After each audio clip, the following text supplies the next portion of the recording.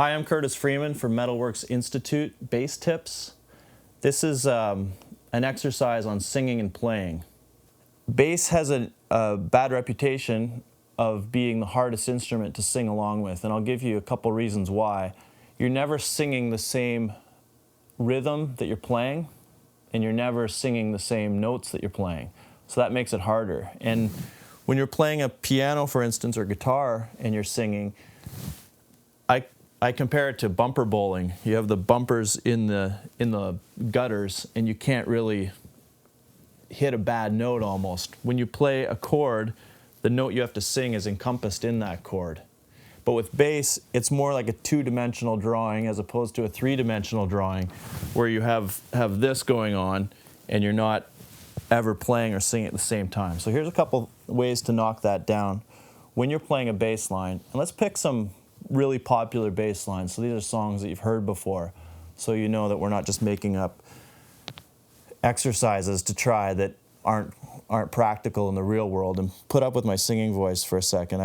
I sing in bands all the time, and I just started as the bass player, singing a couple tunes here and there. So if I can do it, you guys can do it. Here's let's do Billie Jean.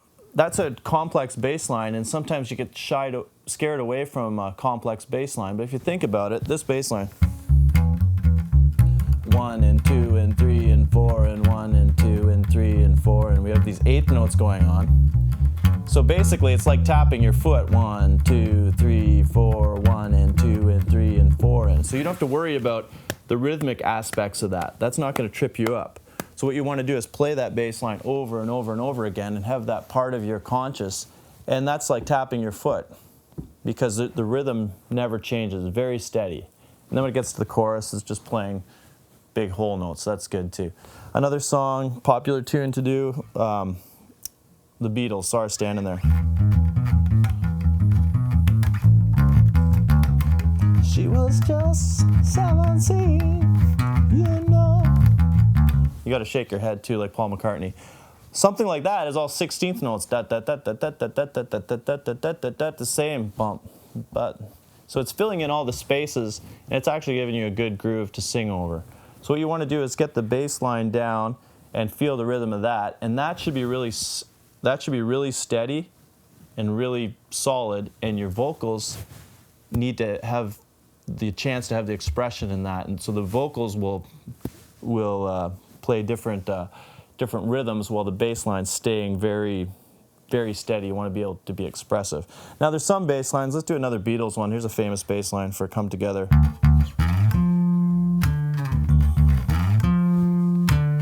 Here come on flat top, here come growing up slowly, he's got, and on and on.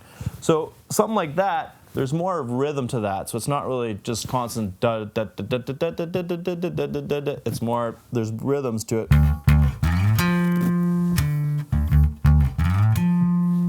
You want to think of these kind of lines more, and they'll take more time to practice and get down.